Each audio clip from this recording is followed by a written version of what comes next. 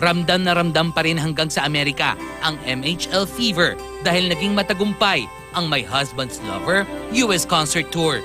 Halos isang buwan din ang inilagi ng ilang cast and crew ng nasabing concert sa Amerika na kinabibilangan ni Coolie Desma, Jonalyn Viray, Pancho Magno, Victor Basa at ng mga bida ng MHL na sina Dennis Trillo, Tom Rodriguez at Carla Abellana. Masaya, super.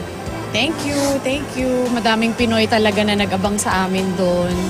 Tapos, hindi lang Pinoy, pero may mga foreigners din, may mga Americans din na nanonood ng My Husband's Lover. So nakakatuwa na kahit sila nanonood ng concert namin. Masaya. Maraming kaming nakilalang mga kaibigan, mga tagahanga na kahit hindi taga doon sa lugar na pinag-showan namin, dumayo pa. Masarap kasama yung mga taga-MHL. Yan. Babait naman ng mga artista, sila Tom, si Dennis, si Carla, si Jonalyn, and Victor, and Pancho. Kahit yung mga executives na kasama namin tumutulong din. So, it was fun. Nang magtanghal ang grupo sa Lawndale, California, laking gulat ni Tom nang lumabas sa stage ang kanyang pamilya. Almost 2 years na ring hindi nakakasama ni Tom ang kanyang mga mahal sa buhay. Kaya't naging emosyonal ang aktor nang makita sila.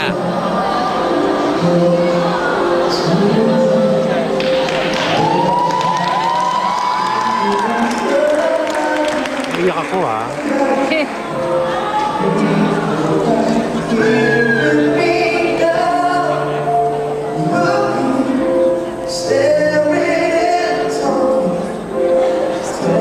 Di ko in-expect kasi tagal ko na sila hindi nakakita and first time nila ako mapanood na nag-perform. First time nilang makita na kumakanta ako live na maraming tao. We're so happy and proud of him, you know. Siyempre masayang-masaya.